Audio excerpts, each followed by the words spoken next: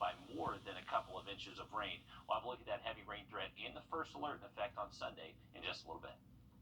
Thanks, Riley. Even though we're deep into summer break, parents may be wondering what the fall has in store for their kids. Sloan O'Cone is live in the studio to talk about what local districts are doing to prepare for the next school year. Summer break is just getting started and school might be the last thing on parents' minds, but school officials in Aiken and Columbia counties are already prepping for what they call an almost normal school year.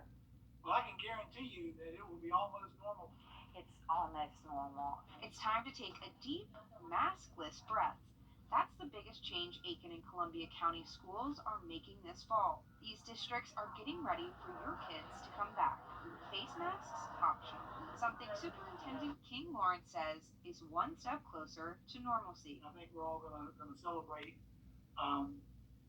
getting back to a more normal school environment, more normal school routine. The two districts want to make sure parents feel as comfortable and confident as possible. We are absolutely thrilled. We've been meeting all summer, planning and getting ready for these students and teachers in the fall, and we cannot wait for school to start back. So they're keeping all of their cleaning protocols, hand sanitizer stations, and social distancing practices in place. To prepare for the fall, both counties are offering summer learning opportunities. They say the time to relax is now. Relaxing, rejuvenating, and getting back, because when we get back to school next year, we are going to hit the ground running. To Richmond County, they said they are working on updating their policies for the fall, and each of the districts will continue to follow all CDC and DHEC recommendations throughout the summer, and that their plans could change. Thanks so much, Sloan. Today, we're learning the identity of a Georgia police officer who died after being dragged by a suspect. It happened last night around 11 o'clock in Cherokee County and Holly Springs, about 45 minutes north of Atlanta. According to the GBI, what started as a traffic stop led to the death of 25-year-old officer Joe Burson. Burson was able to fire shots at the suspect while he was being dragged. The suspect died as well. Investigators say Burson was a model officer and a fundamentally good man. Augusta's homeless tap. One family missed out on $100,000 after dad realized the lottery ticket had expired. But he's not kicking himself like we would. Instead, he's focusing on what he already has. Cynthia Fedor has his story. Bradley Hannawalt never considered himself a lucky guy. He came home in a wheelchair after serving in Afghanistan, but he thought his luck had changed when he found a winning lottery ticket in his wife's car for $100,000. My gut dropped because I was like, the chance of having like $100,000, so I was like, that's awesome. He says his wife Carla bought the ticket November 26, 2019 at a Quick Trip. The problem, they did not try to claim the prize until February 8, 2021. It had expired November 30th, 2020. It doesn't hurt because I didn't have that money before, but it still hurts because I could have had that money. And like, I have 6 daughters, and that would have been really nice, just, you know, to help out with bills and everything else. Hannawalt says his wife had COVID in November and argued for an extension, but the lottery did not grant extensions since they never closed during the pandemic. We feel great empathy for these folks, but Iowa law, the Powerball rules, our administrative rules, all are very clear that once a prize is expired, it cannot be claimed. The Iowa Lottery had issued a statewide release about the unclaimed $100,000. We put out a reminder in that final week saying to people, please double check your tickets, look at home, look on the sun visor of your car. If you have a pile of tickets at home, please check them. Hannawalt's checked theirs too late, but instead of counting his lottery losses, Bradley is now counting his blessings. It was money that I didn't have, but you know, I have everything that I want. I'm blessed to have 6 healthy kids. I'm walking again. We're all healthy and happy, and we're just loving life. Oh, those are just amazing words. What a great husband and dad right there. The Hannawalts are still hopeful that they may someday win again. His wife still buys lottery tickets every week, so hopefully their time comes again, Riley, and they check in time and can get that money. Hopefully they win. Hopefully they do. The only way you can win is if you play. So best of luck to them. And I'd say the odds are not in their favor to win another $100,000, but best of luck to them. We are Survivor from the shooting. That is tonight from 6 to 9 o'clock. We have a link on our website if you're interested. On Sunday, there will be a virtual worship service that'll go from 9:30 to 11.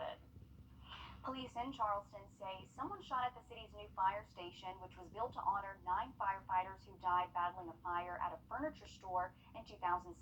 There's no word on any possible suspects or if anyone is in custody. A spokesperson for the city said no one was hurt. The fire station features 9 windows for each firefighter. This station was built on the same site as that old furniture store. The suspect who allegedly hijacked a school bus full of kids in Columbia, South Carolina, appearing in court this afternoon for a preliminary hearing. Fort Jackson trainee Jovan Colazo faces 19 counts of kidnapping, accounting for the 18 kids on board the bus and the bus driver. Security footage from the bus showed Colazo pointing a rifle at the bus driver back in March. Today, students from Spelman and Morehouse colleges announced a lawsuit after they were tased and beaten by Atlanta police officers. Tanaya Pilgrim and Messiah Young are suing the city of Atlanta, Mayor Keisha Lance Bottoms, and several police officers after they were tased. You can see in this body camera video, they say they were heading home, but they were stuck in traffic near a protest at Centennial Park after a citywide curfew was announced just hours before. Officers with Atlanta PD approached their car, pulled Pilgrim from the car, cuffed her. Young was allegedly punched repeatedly by officers. Georgia Power wants to raise your power bill to help pay for the Plant Vogtle expansion project that is way behind schedule. The company is asking regulators to raise rates by $235 million a year. That comes out to about $4 a month for you. The Public Service Commission is expected to vote on that by November. Georgia Power is paying almost $12 billion on construction of its share of the 2 new nuclear reactors out at Plant Vogtle. In light of recent cyber, At your Lexus dealer. if you're looking to buy a bike this summer, you might be out of luck. A cycling boom sparked during the pandemic is still happening. Everybody's trying to get outdoors. Michelle Medina explains manufacturers are really struggling to keep up with the demand as more and more people want to get outside. This is where usually we have bikes for sale, and we don't have any. Jason Dorman has never seen a bike shortage like this before. This is pretty much what I've been getting every day. We're just out of stock, out of stock, out of stock. Dorman's family-owned store, Summit Ski and Cycle in Los Angeles, ran out of inventory last year, putting the brakes on business. We're definitely not making that much money, but we're just making enough to survive right now. It's a similar problem across the U.S.